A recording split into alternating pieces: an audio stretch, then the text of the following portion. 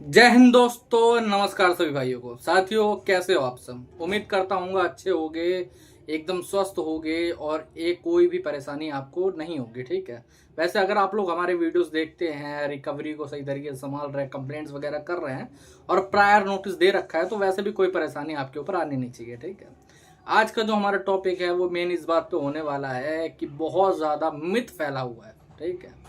बहुत ज़्यादा भ्रम फैला हुआ है लोगों के अंदर। दरअसल हुआ क्या है, अभी 13 तारीख को राष्ट्रीय लोक अदालत लगी थी, आप सभी को पता होगा। ठीक है। कुछ लोगों को नोटिस रिसीव हुए थे, कुछ को नहीं हुए। ठीक है।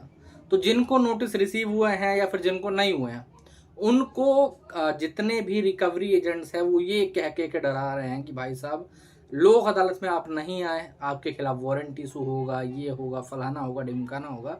जिनको समन वगैरह नोटिस वगैरह इशू नहीं हुआ तो उन पे कहा जा रहा है कि देखिए, आपकी लोक अदालत का समन इशू नहीं हुआ, वहां पर आप नहीं आए, इस वजह से अब आपकी सेटलमेंट नहीं होगी। एक बार लोक अदालत में सेटलमेंट होनी थी, वरना अब आगे चल के कोई सेटलमेंट होगी नहीं, यहीं पर बंद हो गया। आपको ईएमआई भरनी पड़ेगी, आपको पेमेंट करनी पड़ेगी, ऐसा कहा जा रहा है। अब इसके अंदर कितनी सच्चाई है, कितना ये लोग सच बोल रहे हैं, क्या क्या टर्म एक्चुअली में होता है लोक अदालत का, और सेटलमेंट कहाँ से कब से स्टार्ट होती है और कब तक आपको ऑफर आता है, इस बारे में बात करेंगे आज प्रॉपरली। ठीक है। सारे मिथ आपके निकालेंगे जो इन लोगों ने आपके रगों के अंदर डर फैला रखा है, जो रिकवरी वालों ने आपकी रगों के अंदर डर फैला रखा है ना, आज उसी को निकालेंगे। आज उसी को प्रॉपरली तरीके से हम लोग खत्म करेंगे। ठीक है। तो दोस्तों, वीडियो शुरू करने से पहले अगर आप लोग हमारे चैनल से जुड़े हुए हैं तो चैनल को सब्सक्राइब कर, चैनल से जुड़े हुए नहीं है तो चैनल को सब्सक्राइब कर लें। ठीक है। और कोई दिक्कत परेशानी है, कोई लीगल नोटिस आया है, कॉल फॉरवर्डिंग की कोई सेवा, कोई समन वगैरह आया है, या फिर कोई और सलाह आप चाहते हो, ऊपर नंबर आ रहा है, फिर हम व्हाट्सएप पर मैसेज कर सकते हैं। ठीक है। व्हाट्सएप के माध्यम से हमसे जुड़ सकते हैं। अब मेन टॉपिक पे आ जाते हैं। मेन टॉपिक क्या है? देखो, पहली बात तो एक बात जान लो कि सेटलमेंट का कोई भी टाइम आज तक कभी हुआ ही नहीं है। ठीक है।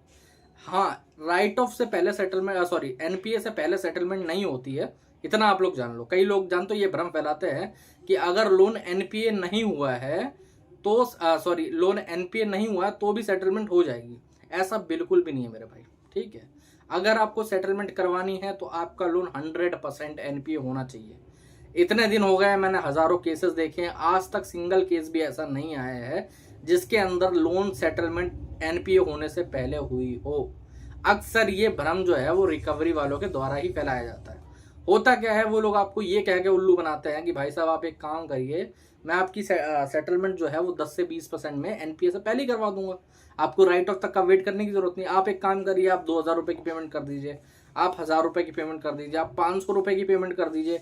कई बार तो ये सुअर के पिल्ले एक्चुअली में ये लोग ये भी बोलते हैं कि आप 100 रुपए डाल दीजिए खाली। इनके पास इतने पैसे भी नहीं होते कि कस्टमर के बिहाफ पे ये लोग पेमेंट कर पाए, समझ रहे हो, मंथ एंड के टाइम पे। तो ये लोग ये झूठ फैलाते हैं। अब एनपीए से पहले सेटलमेंट हो क्यों नहीं सकती, एक तरीके से समझते हैं। ठीक है। मेरे भाई, एनपीए से पहले सेटलमेंट इसलिए नहीं हो सकती है क्योंकि अभी तक वो जो लोन है वो नॉन परफॉर्मिंग एसेट घोषित ही नहीं हुआ है। जब एक एसेट अभी तक परफॉर्मिंग चल ही रहा था, मतलब उससे बैंक को पैसे आ रहे थे एक्चुअली में, तो वो सेटलमेंट क्यों करेगा? एक थप्पा होता है, एनपीए जो होता है ना, एक थप्पा होता है कि अब इस लोन से कोई पैसा हमें मिल ही नहीं रहा, इस लोन से हर एक पैसा आना खत्म हो चुका है, कोई हमें बेनिफिट नहीं हो रहा, अब इस लोन को जल्दी से जल्दी निकालिए, सेटलमेंट करिए, खत्म करिए। ये होता है वो थप्पा, समझ रहे हो। एनपीए का मतलब ये आप पढ़ोगे तो नॉन परफॉर्मिंग एसेट लिखा है, मतलब एक ऐसा सामान जिससे कोई पैसा वैसा आ ही नहीं रहा है, वो कोई परफॉर्मेंस दे ही नहीं रहा है, समझ रहे हो, ऐसी कोई चीज। अब आप समझ लो कि भाई साहब, जब तक एनपीए नहीं होगा सेटलमेंट नहीं हो सकती है। ठीक है। अब कुछ लोगों को ये कह के फंसाया जाता है कि भाई साहब, जो लोक अदालत का नोटिस आपको इशू हुआ था या फिर नहीं हुआ था, नहीं इसलिए हुआ कि आपकी सेटलमेंट होगी नहीं।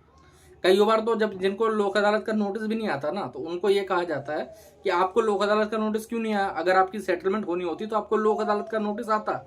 मेरे भाई, लोक अदालत का जो नोटिस आता है वो आता है लॉट में। अब ये लॉट क्या होता है? जैसे देख लो, एक बंदे को तो नोटिस नहीं भेज सकते, एक बंदे के पीछे वो लोग पूरी लोक अदालत बैठा है, वहां पर बंदे भेजें, नोटिस इशू करें, उस पर खर्चा करें, ऐसा तो नहीं कर सकते, सीधी सी बात है।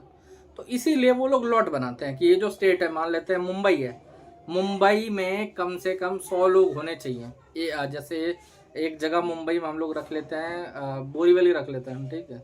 मेरे को ज़्यादा जगह नहीं पता वहाँ की, बोरीवली रख लेता हूँ मुंबई की जगह। ठीक है।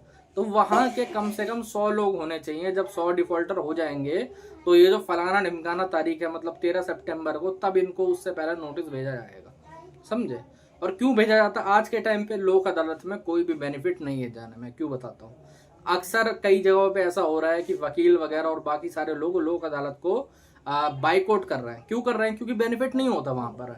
आप वहां पर सेटलमेंट के लिए जाएंगे, आपको बाकायदा डराते हैं ये लोग। कई बार बोलते हैं कि ये हो जाएगा, फलाना कर देंगे, ढिमकाना कर देंगे, हम तो 70% का ऑफर देंगे, भाई साहब 70% में सेटलमेंट करके जाओ। आप बोलोगे नहीं नहीं मेरी तो 10% की या 15% की वो है, तो आपको और डराएंगे कि हाँ साइन करो, अब आप आए हो तो ये हो जाएगा, फलाना हो जाएगा। ऐसे ही हमारे एक सब्सक्राइबर के साथ हुआ था। फरहान नाम है, फरहान नाम है, यूपी, ठीक है, यूपी के रहने वाले थे। उनके साथ क्या हुआ, वही है कि आदमी में एक कीड़ा होता है, समझ रहे हो, कि भाई साहब अगर उन पे बोला भी जाए कि आप एक काम करिए वहाँ मत जाइए, आपको अभी वहाँ पर कोई बेनिफिट होगा नहीं, ठीक है। फरहान का अभी लोन जस्ट एनपीए हुआ था, समझे।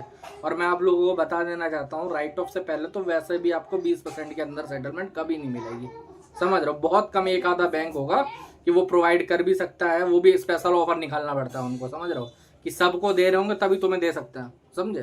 तो ऐसा कोई बैंक करता नहीं है राइट ऑफ से पहले। तो इनका अभी हाल ही में 4 महीने हुआ था डिफॉल्ट करे हुआ। इन्होंने पूछा कि सर वहाँ पर 15% में हो जाएगा सेटलमेंट लोन की। मैंने बोला भाई नहीं होगी 15% में, वहाँ कम से कम होगी 50% में। नहीं माने, चलेगा कि सर देख आते हैं, कोई बात नहीं है। जब भाई साहब वहाँ देखने गए तो इन पे बातचीत करी गई है, बोला गया कि 50% दीजिए। इन्होंने बोला कि नहीं हम तो नहीं देंगे 50%, लमसम 50 नहीं आएगा, शायद 70% ऑफ दिया था या क्या करा था, याद नहीं इतना मेरे को, ठीक है।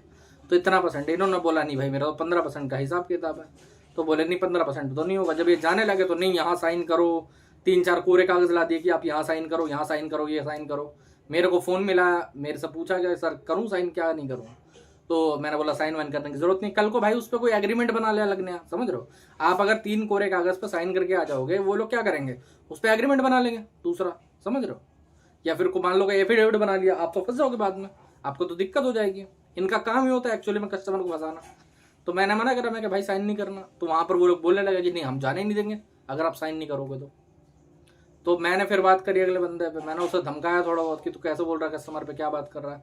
तो फिर वो समझ गया, तो उसने छोड़ दिया कस्टमर को, कोई बात नहीं है। बाद में आगे सर मैं आज के बाद कभी नहीं जाऊंगा, ये नहीं होगा वो नहीं होगा। लोग अदालत देखो बुरी नहीं है, सेटलमेंट देखो वहां पर भी होता है, लेकिन यार आपको ये चीज़ देखनी पड़ेगी कि आपका लोन की स्थिति क्या है, कम से कम राइट ऑफ हुआ है कि नहीं हुआ है, ऑफर मिल सकता है कि नहीं मिल सकता, तब आप जाओ, समझ रहे हो, तब आपको कोई बेनिफिट भी होगा।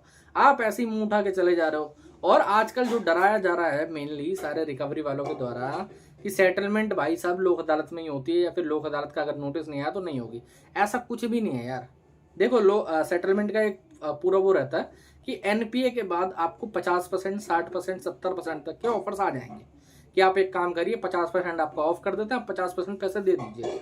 लेकिन मैं कभी भी किसी बंदे को भी नहीं बोलूंगा कि आप 50% में सेटलमेंट करो। क्यों? मान लेते हैं आपके 10 लोन है, इसमें एक लीगल कारण भी है, लीगल कारण आप लोगों को बताता हूँ, इमोशनल या फिर पैसे वाला कारण तो बाद में बताऊंगा। सपोज करते हैं आपके 10 लोन है और सारे लोन 1-1 लाख रुपए के हैं, ठीक है। एक आइडिया के लिए बता रहा हूँ, सारे ही लोन 1-1 लाख रुपए के हैं। एक फलाना ढिमकाना ABCD बैंक है जो कि सबसे पहला बैंक है, उसने बोला कि भाई साहब आपका 4 महीने हो गया, आप एक काम करिए 50% में हम लोग सेटलमेंट कर लेते हैं। आपके पास पैसे पड़े हुए तो कुछ, या फिर आपने मान लेते ब्याज पे पैसा उठा लिए, समझे। कई लोग सेटलमेंट कैसे करते हैं, एक जाल से निकलेंगे कर्ज के, दूसरे जाल में फंस जाते हैं। वो होता नहीं है कि मतलब क्या कहावत थी कि एक बकरी यहाँ से निकली तो कसाई खाने में जाके फंस गई, समझ रहे हो। तो ये सारी चीजें होती हैं। अब वो क्या करेगा, मान लेता है 50% में उसने सेटलमेंट कर लिया, लेटर इशू हो गया, सेटलमेंट वगैरह कर लिया। तो कुछ महीने तक जब आपका लोन डिफॉल्ट होता है ना, उसके 6 महीने तक या साल भर तक जितने भी बाकी लोन्स की कंपनी है ना, उनके पास आपका सिविल का डाटा रहता है।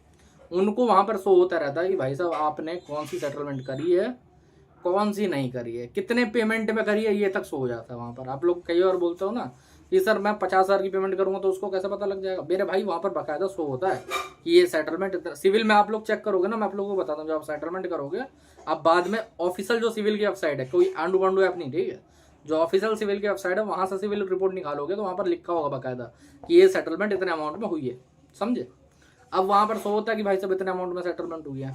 तो अगर वो लोग चाहेंगे तो वो इसके ऊपर आपके ऊपर केस कर सकते हैं मेरे भाई, फौजरी का, कि हमारी जो EMI थी वो 5,000 थी या 10,000 थी, इस बंदे ने हमारे 10,000 रुपए नहीं दिए, वहां पर 50,000 रुपए की पेमेंट कर दी या सेटलमेंट कर दी। इसके ऊपर कर सकता है वो कि इस बंदे का ये विलफुल डिफॉल्टर है, ये जानबूझ कर डिफॉल्ट कर रहा है। बेशक आपके पास जेब में 54 ना हो, लेकिन वो लोग कर सकते हैं, उनका प्रूफ आ जाएगा, समझ रहे हो। और पहली बात तो कोई भी क्या कहते हैं सेटलमेंट वगैरह इतने बड़े अमाउंट पे कभी करनी नहीं चाहिए। मैं बताता हूँ, अलग अलग कारण रहते हैं इसके, समझ रहे हो। सेटलमेंट का सही तरीका यही है, आप कम से कम लोन को राइट ऑफ हो जाने दीजिए, क्योंकि लोन राइट ऑफ होता है 6 से लेकर 9 महीने के बीच में। आपकी 90% जो सिविल की वो दिक्कत है वो वहाँ से खत्म हो जाएगी, मतलब उनके पास से सिविल का डाटा हट जाएगा, पहली बात तो, ठीक है। उसके बाद अब अगर आप ट्रांजैक्शन करोगे तो आपका लोन अकाउंट एकदम मर चुका है, आपको आराम से 20% की सेटलमेंट, 10%, 15%, 20% की सेटलमेंट का ऑफर मिलेगा वहाँ पर, ठीक है।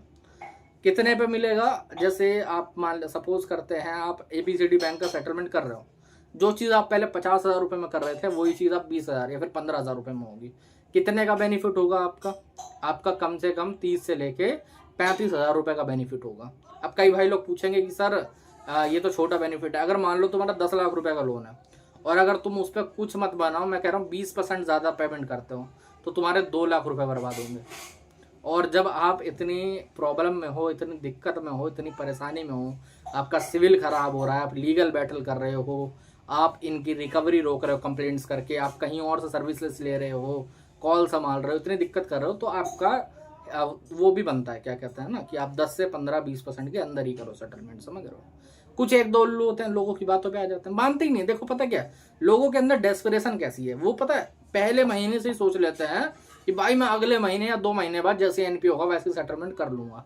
अरे हलवा है क्या यार, एक बात बताओ, एक अच्छा ऑफर क्यों वो लेके बैठे होंगे इतनी तुरंत ही के तुरंत, समझ रहे हो। सिस्टम में आएगा नहीं, जब तक सिस्टम में नहीं आएगा तो वो क्यों करेंगे। मैंने आपको एक तरीका बता दिया, NPA के बाद 50% या 60% का ही ऑफ मिलता है। आपको अगर 20% के अंदर करना है, कम से कम राइट ऑफ वेट करना पड़ेगा। रही बात लीगल नोटिस के रिप्लाई दोगे, कोई दिक्कत नहीं आएगी, परेशानी नहीं आएगी, ठीक है।